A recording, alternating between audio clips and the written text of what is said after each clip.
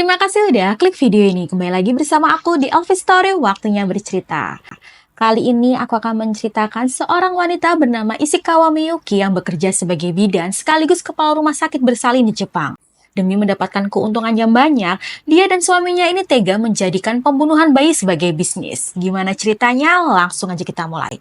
Tapi sebelum kita mulai, jangan lupa klik like, subscribe, dan aktifkan notifikasi untuk dukung channel ini.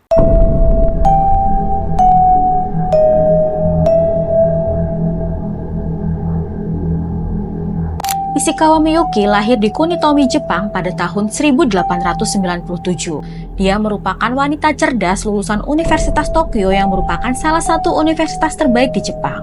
Dia juga telah menikah dengan seorang pria bernama Takashi Ishikawa meski tidak memiliki anak darinya. Miyuki ini bekerja sebagai kepala bagian di salah satu rumah sakit bersalin dan dia juga ini membuka praktek bidan di rumahnya. Karena di tahun 40-an belum ada yang namanya lisensi, jadi sangat mudah bagi sembarangan orang untuk membuka praktek kebidanan. Keadaan ekonomi di Jepang sangat sulit di tahun 1945, membuat banyak pasangan ini tidak dapat merawat dan mencukupi kebutuhan anak-anaknya.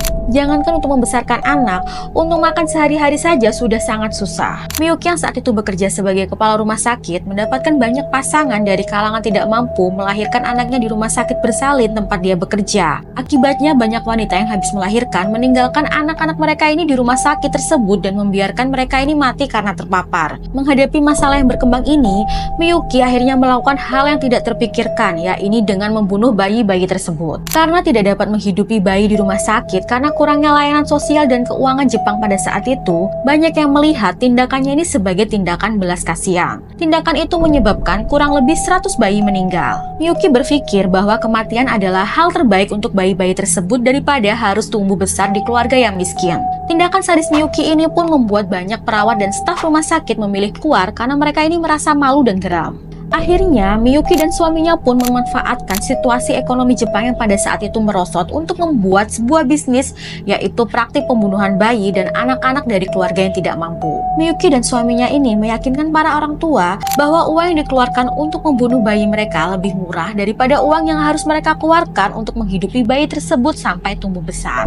Dalam menjalankan aksi pemerasannya ini, mereka tak sendirian. Mereka melindungi pasangan ini dengan mengeluarkan sertifikat kematian palsu. Pada tanggal 12 Januari 1948, kepolisian di daerah Waseda berhasil menemukan jasad 5 bayi di tempat praktik Miyuki dan suaminya. Hasil pemeriksaan diketahui bahwa kelima bayi tersebut meninggal secara tidak wajar. Setelah melakukan investigasi lebih lanjut, polisi akhirnya juga menemukan 40 jasad bayi di rumah sakit Miyuki dan 30 jasad lagi yang berada di kuil. Banyaknya jasad bayi yang ditemukan, polisi ini kesulitan untuk menghitung jumlah korban atau waktu pembunuhan. Diperkirakan Miyuki dan suaminya ini sudah membunuh ratusan bayi selama melakukan praktik keji tersebut. Miyuki dan suaminya pun akhirnya berhasil ditangkap. Dia dijatuhkan hukuman 8 tahun penjara, sedangkan suaminya ini dijatuhkan hukuman 4 tahun penjara. Setelah berhasil memenangkan sidang banding, masa hukuman mereka pun dikurangi menjadi setengahnya. Dalam pembelaannya, Miyuki mengatakan bahwa bayi-bayi yang dibunuhnya tersebut merupakan korban buangan dari orang tua mereka. Dia merasa para orang tua tersebut juga harus ditangkap dan dijatuhi hukuman. Oke, terima kasih sudah menonton videonya sampai akhir. Kalau ada salah kata mohon dimaafkan dan jangan lupa klik like, subscribe, dan aktifkan notifikasi agar tahu video-video terbaru aku.